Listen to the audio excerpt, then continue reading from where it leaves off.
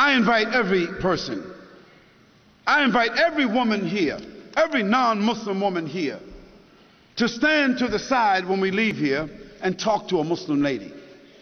I mean, now, let's not ask Barbara Walters about how Muslim women feel. You know, let's not ask Tom Brokaw how Muslim women feel. Let's not ask CNN, ABC, Fox. Let's not ask the London Times or the Australian Times. Let's not ask non-Muslims about how Muslim women feel, how they live, what are their principles, what are their challenges. If you want to be fair, ask a Muslim woman. Ask my wife.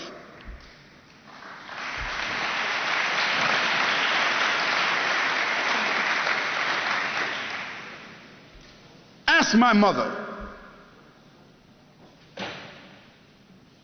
You see? Ask a Muslim woman that knows her religion, who has a relationship with her Creator, who is stable in her society, understanding her responsibilities, her relationships. Ask her. And after that, I think you should be fair, that you don't need to ask someone else. But the problem is, no one really wants to ask Muslim women.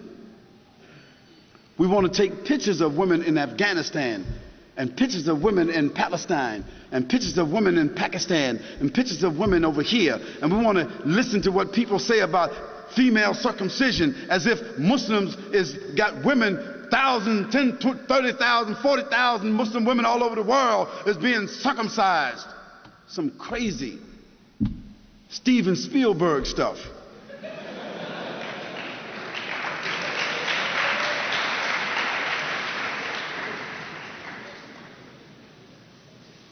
And let me give you a statistic that you should know about.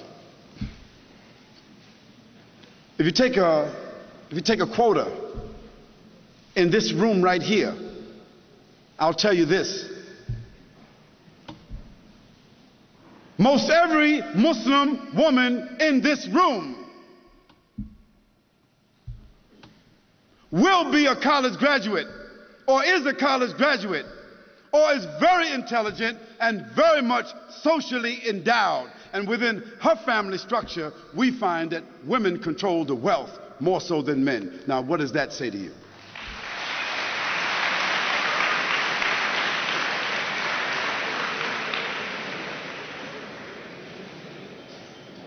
Now, where you find women oppressed, women exploited, women mistreated among Muslims, that is because those Muslims themselves are not representing the principles of the religion. And in every religion, you've got black sheep.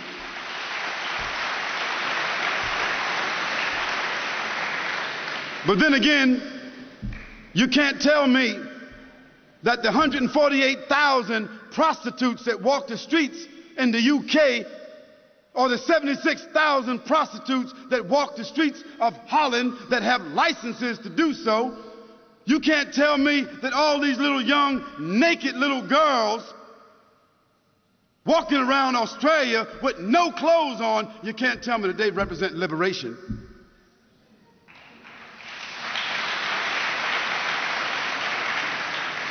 You can't tell me that the 2,350 abortions, murders that take place with these young women, you can't tell me that that represents sophistication. You can't tell me that that represents liberation. You can't tell me that a naked woman sitting on a chocolate bar, a naked woman selling everything, toothpaste, everything, you can't tell me that doesn't represent exploitation. So let's put things in context. Let's talk about things correctly, and let's be fair, and let's be objective. We can talk about that a little bit more if you want to. And let me give you one more statistic. One more. prostitution, venereal disease, abortion, and pedophilia. And this horrendous number of children being raped and kidnapped that exists in the Western world. It is almost unheard of in the Muslim world.